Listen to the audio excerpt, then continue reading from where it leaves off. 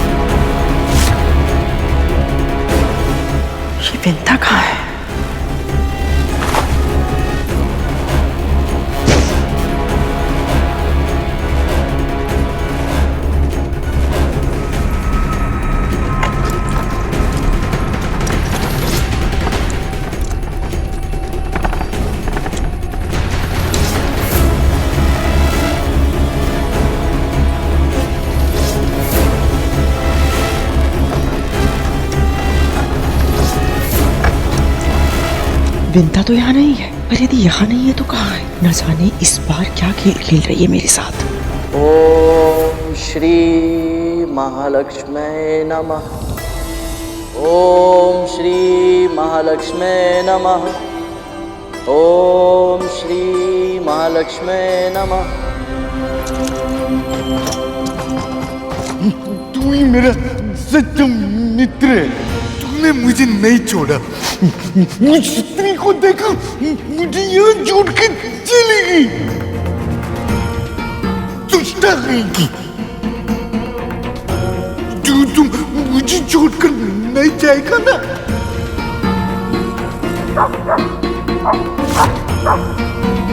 रिश्वान का इस तरह भौंकना, ये हो क्या रहा है मेरे महल में? और ये विंता कहाँ है?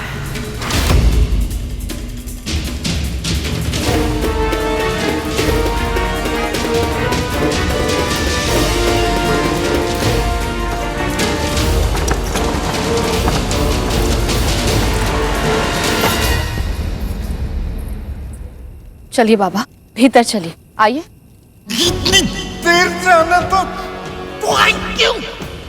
तुम्हारी प्रतीक्षा में एक क्षण कैसे बिताया मैंने जानती है? इससे अच्छा तो मुझे मरने के लिए क्या छोड़ देती। शांत हो जाइए बाबा, मुझे क्षमा कर दीजिए। मैं मानती हूँ मुझे देर हो गई, पर अब तो भीतर चलिए। मुख पर जो शब्द हो आवश्यक नहीं कि मन में भी वही हो। शब्दों से अधिक कर्म में शक्ति होती है।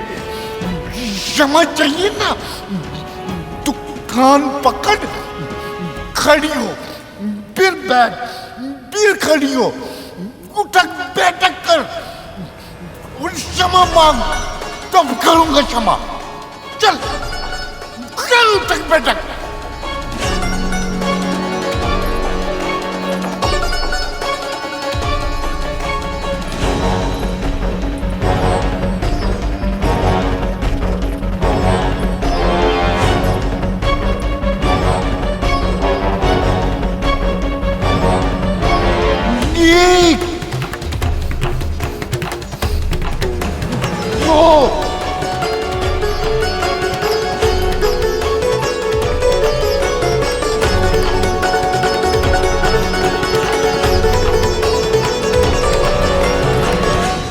बस कर, अब क्या कल तक उठक बैठक करेगी? उठा मुझे, चल तू भी चल मेरे साथ, तू मेरा मित्र है, चल।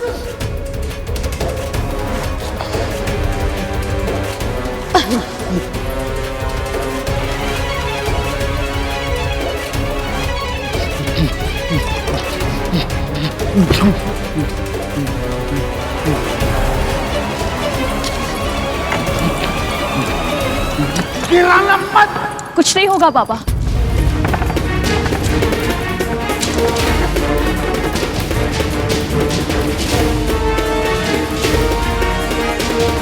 ये दुर्गंध कैसी? कितनी असहाय दुर्गंध है ये, मुझसे सहन नहीं हो रही अब।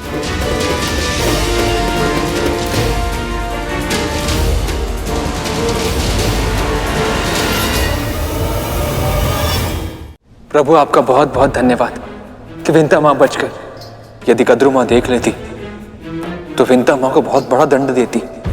देवी विंता बच गई या और भी बड़ी समस्या में उलझ गई, ये तो समय ही बताएगा शेष। आप सही कह रहे हैं प्रभु। ये वृद्ध बाबा जो भी हैं, इन्हें प्रसन्न करना आसान नहीं होगा।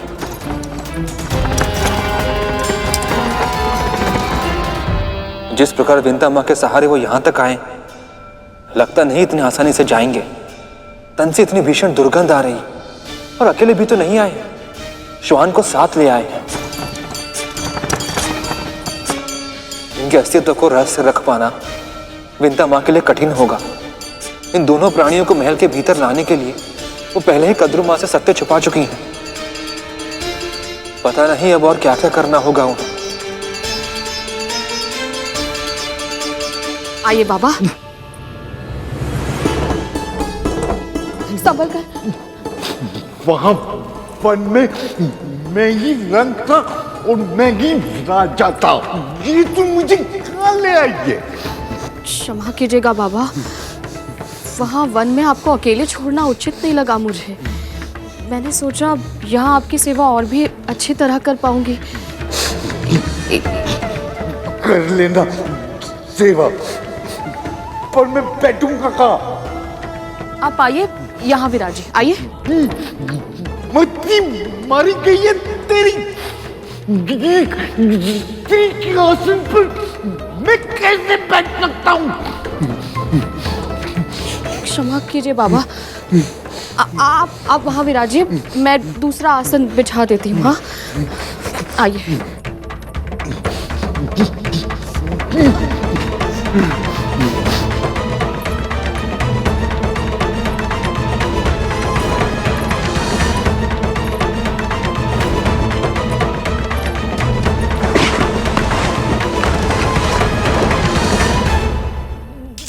कुशल पे नहीं बैठ सकता मैं।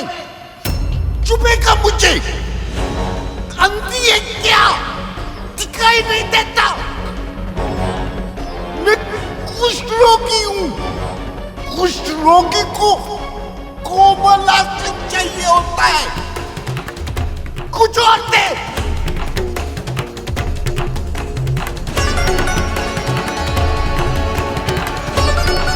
क्षमा कीजिएगा बाबा, कुछ और तो नहीं है।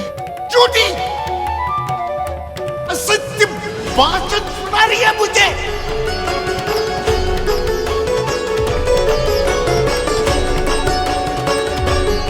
वो क्या है?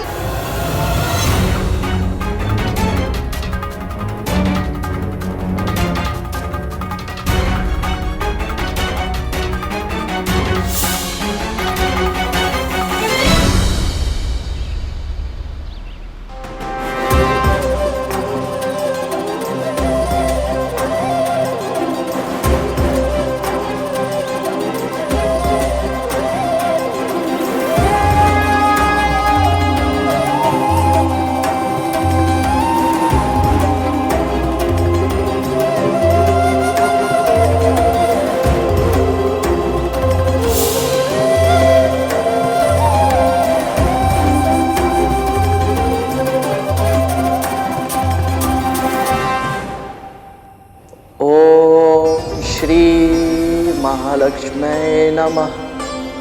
ओम श्री महालक्ष्मी नमः।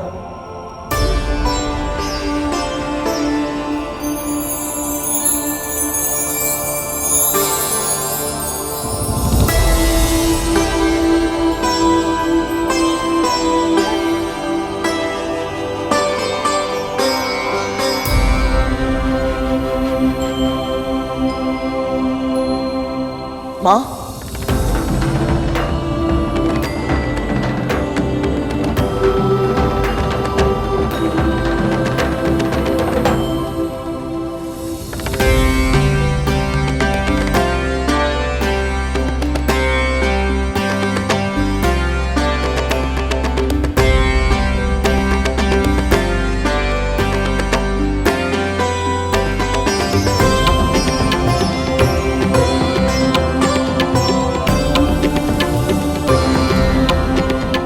माँ